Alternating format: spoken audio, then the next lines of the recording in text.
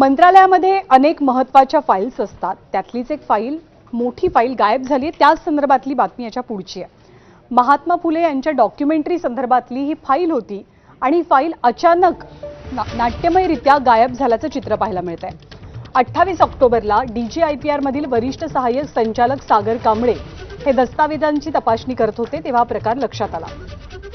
या फाईलच्या जागी फक्त एक फोटोकॉपी आहे.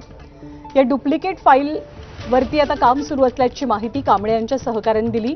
धक्कादायक बाब म्हणजे 2017 ते 2020 या संपूर्ण कालावधीतलं डॉक्युमेंटेशन गायब झालंय.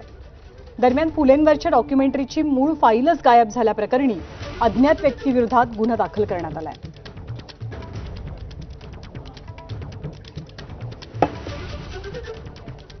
तर डॉक्युमेंटेशनची फाईल गायब झाल्यावरनं विरोधकांनी सत्ताधाऱ्यांवरती कसा निशाणा साधला आणि सत्ताधाऱ्यांनी या घडलेल्या प्रकाराबद्दल काय उत्तर दिलंय ते आपण पाहूया. गायब होतात, गाढ होतात, हे पोलिसांचा म्हणजे बघा दोनही गोष्टी.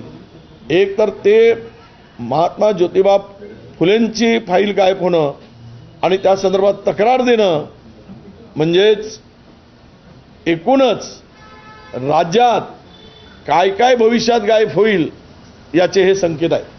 हे सरकार ज्या पद्धतीनं महाराष्ट्रामध्ये जातीजातीमध्ये द्वेष निर्माण करते आहे त्याचे हे उत्तम उदाहरण सांगतो आहे. महात्मा ज्योतिबा फुले हे आमचे सगळ्यांचं बहुजनांचा आदर्श आहे आणि ही जी सरकार आहे, ही सरकार जी आहे ही पेशवाईसारखी वागते आहे. महात्मा ज्योतिबा फुल्यांची डॉक्युमेंटरी मंत्रालयातून गायब होत असेल तर राज्याच्या व्यवस्थेचं काय हाल असतील याच्यातलं सगळ्यात उत्तम उदाहरण आपल्याला या निमित्तानं पाहायला मिळते. त्यामुळे ही फाईल जिथं कुठून गायब झाली असेल ती तर स्क्रीनवर आहे. त्यामुळं त्या अधिकाऱ्याची जबाबदारी ठरते. त्या डेप्युटी सेक्रेटरी असेल, कक्षी अधिकारी असेल, जे कोणी असेल, खरं तर त्यांची चौकशी झाली पाहिजे की मंत्रालयातली फाईल कशी गायब झाली आणि त्यावर चीफ सेक्रेटरी किंवा त्या विभागाचे मंत्री त्यावर कारवाई करतील आणि जी फाईल कुठे असेल ती पोलिसाच्या माध्यमातून, मंत्रालयीन पोलीस आहेत किंवा सरकारचं त्या ठिकाणी आपलं जे पोलिसांचा विभाग आहे ते कारवाई करतील आणि ती फाईल मिळवतील.